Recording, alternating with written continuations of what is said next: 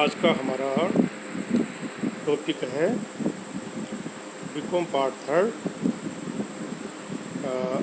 Valuation of goodwill. Valuation of goodwill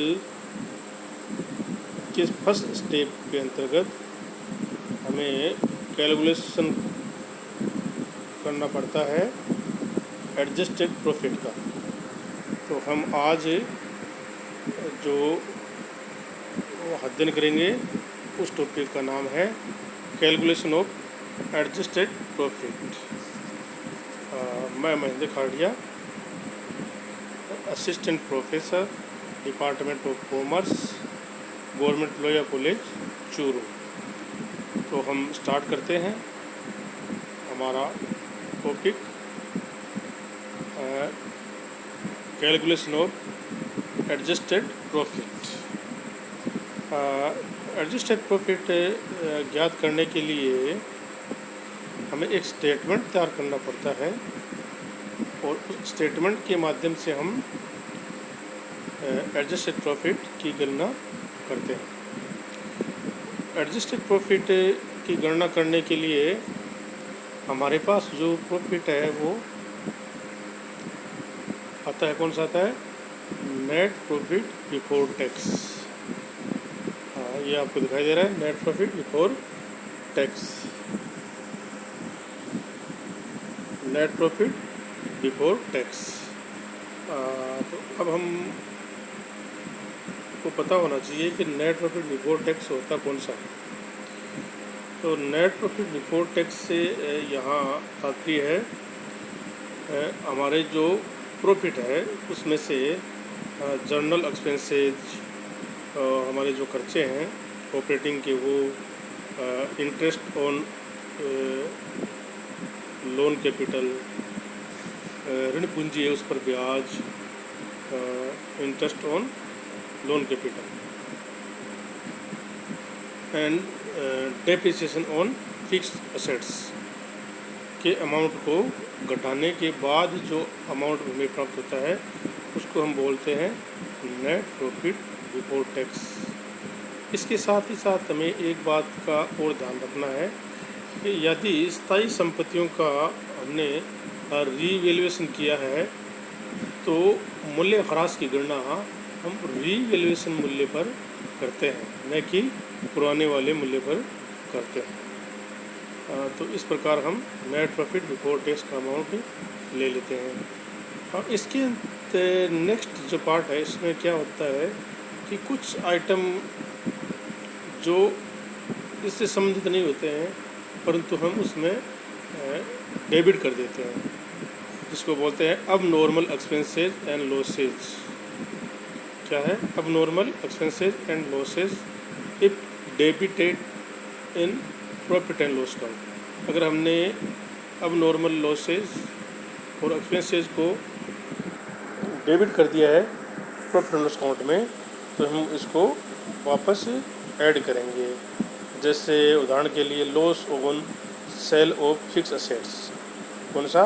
loss on sale of fix assets का amount, loss का कोई amount हमने debit कर दिया है तो जो जितना राशि से डेबिट किया है उसको वापस हम क्रेडिट कर देंगे। ये हमारा पहला एडजस्टमेंट होगा। नेक्स्ट एडजस्टमेंट क्या होगा? Increase in value of current assets. Increase in value of current assets. अगर चालू वित्तीय वर्ष में चालू संपत्तियों के मूल्य में वृद्धि हुई है तो जितनी राशि से वृद्धि हुई है, जितना अमाउंट इंक्रीज हुआ है उस अमाउंट को हम वापस से इसमें ऐड करेंगे। और इसके विपरीत क्या होगा? Decrease in value of current liabilities. हमारा चालू जो दायित्व हैं उसके अमाउंट में कमी आ गई है, डिक्रीज हो गया है। तो जितना अमाउंट हमारा डिक्रीज हुआ है चालू दायित्व में उन सब को हम इसमें क्या करेंगे? वापस ऐड कर देंगे। तो इस प्रकार हमारे ऐड के जो है वो पार्ट है वो आ जाएंगे। इसके बाद में हम नेक्स्ट स्टेप में चलें तो कुछ अब नॉर्मल इनकम और प्रॉफिट है वो हम ऐड कर लेते हैं जबकि उसमें ऐड नहीं होने चाहिए, तो उसको हम क्या करेंगे, वापस लेस करेंगे। क्या करेंगे, लेस करेंगे। टॉपिक क्या होगा, अब normal income and profit if credited in the profit and loss account. उदाहरण के लिए सट्टे व्यापार का प्रॉफिट, अगर सट्टे व्यापार का कोई प्रॉफिट है और उसको हमने हमारे प्रॉफिट लॉस अकाउंट में क्रेडिट कर दिया है, तो इसको वापस हम लेस करेंगे। क्या करेंगे, वापस इसको लेस करेंगे। नेक्स्ट है decrease in value of current assets. हमारी चालू संपत्तियां हैं, उसके मूल्य में कोई कमी आई है, उसके मूल्य में क्या आई है, कोई कमी आई है, तो उस कमी के अमाउंट को हम वापस लेस करेंगे। क्या करेंगे, लेस करेंगे। और इसके विपरीत नेक्स्ट होगा हमारा, क्या होगा, वो increase in value of current liabilities. Increase in value of current liabilities, increase in value of current liabilities का हमारा जो अमाउंट है उसको हम क्या करेंगे, लेस करेंगे। इसके बाद में हम प्रोविजन फॉर टैक्सेशन, प्रोविजन का कोई हमने टैक्सेशन कर रखा है, तो उस अमाउंट को हम यहाँ क्या करेंगे, लेस करेंगे। और नेक्स्ट है provision for bad and doubtful debts. हमने डूबत और संदिग्ध डेटर्स हैं, उनके लिए कोई प्रोविज़न कर रखा है, तो उसके अमाउंट को भी हम यहाँ पर क्या करेंगे, लेस करेंगे। और नेक्स्ट हमारा है वो है income from non trading investment. Non trading investment की इनकम है, उसका कोई अमाउंट है, तो उसको हम क्या करेंगे, लेस करेंगे। लेस कब करेंगे, if unequal income in every year.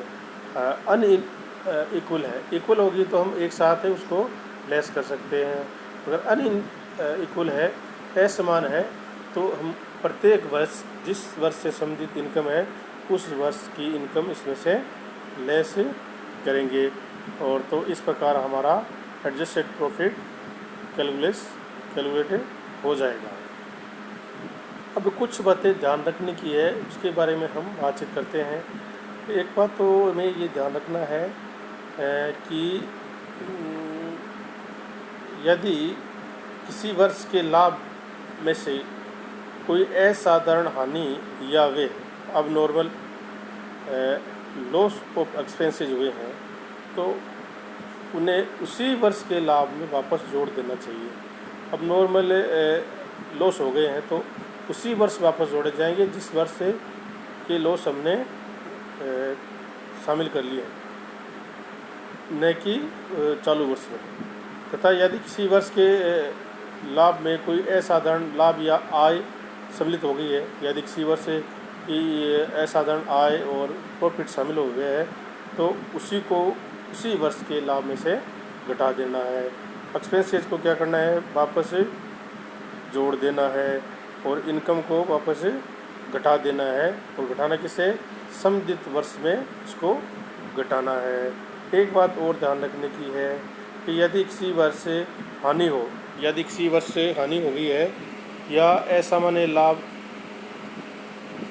के रूप में कम या ज़्यादा हो, यदि किसी वर्ष बहुत ज़्यादा हानि हो रही है या किसी वर्ष बहुत ज़्यादा लाभ हो रहा है, तो उस वर्ष की लाभ या हानि को औसत लाभ की गणना करते समय हमें सम्मिलित नहीं करना है। क्या नहीं करना है, सम्मिलित नहीं करना है। इसके अलावा हमें एक बात का ध्यान और रखना है कि यदि दायित्वों व हानियों के लिए सभी आवश्यक आयोजन यथा डूबत ऋण के लिए, कर के लिए आदि लाभों में से किए जाएंगे, कि किस में किए जाएंगे, लाभों में से किए जाएंगे, परंतु यदि लाभों का नियोजन जैसे transfer to reserve, equity and preference share, propose dividend आदि को इसमें से लेस हमें नहीं करना है। क्या करना है, आदि को हमें इसमें से लेस नहीं करना है। इन सब बातों का अगर ध्यान रखेंगे तो हम आसानी से एडजस्टेड प्रॉफिट की गणना कर सकते हैं। क्योंकि ख्याति का मूल्यांकन करते समय हमें एडजस्टेड प्रॉफिट की गणना करना आना बहुत ही ज़रूरी है। तो हम इस फर्स्ट स्टेप की गणना हमने आज कर ली और सेकंड स्टेप की गणना कल करेंगे। आपका बहुत बहुत धन्यवाद। Thank you.